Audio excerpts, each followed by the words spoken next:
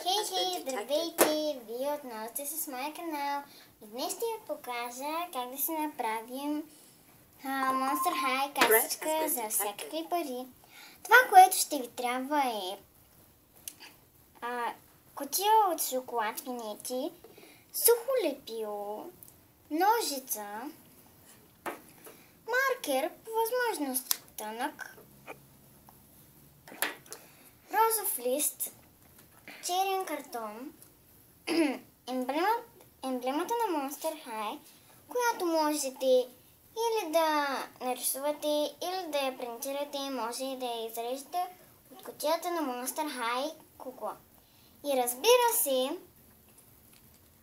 топъл силикон и тиксо. Да започваме. Първо, вземете кутията и залепете капака с тиксо.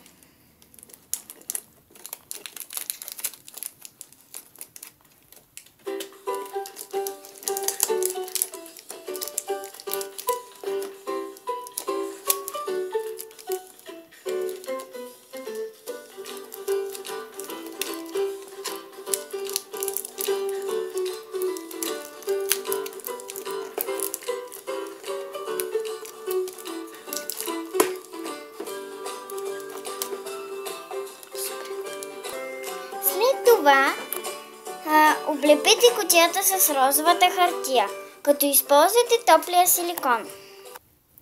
Върху лента черен картон нарисувайте течаща кръв, ето така.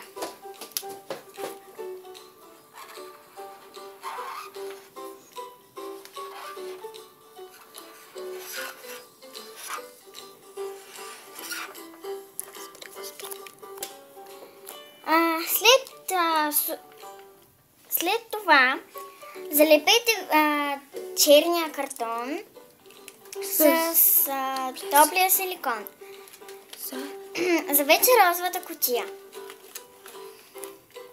След това залепете емблемата на Monster High по средата с топлия силикон. Оцветите капака в черно, и ако искате, добавете малко блясък с брокат.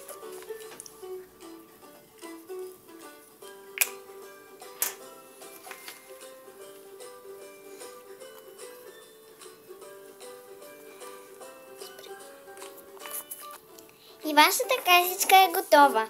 А ако искате да си извадите парите, трябва да пробиете дупка отдолу и да запушите с коркова тапа. Надявам се да съм била полезна. Пишете коментари и харесвайте. До скоро!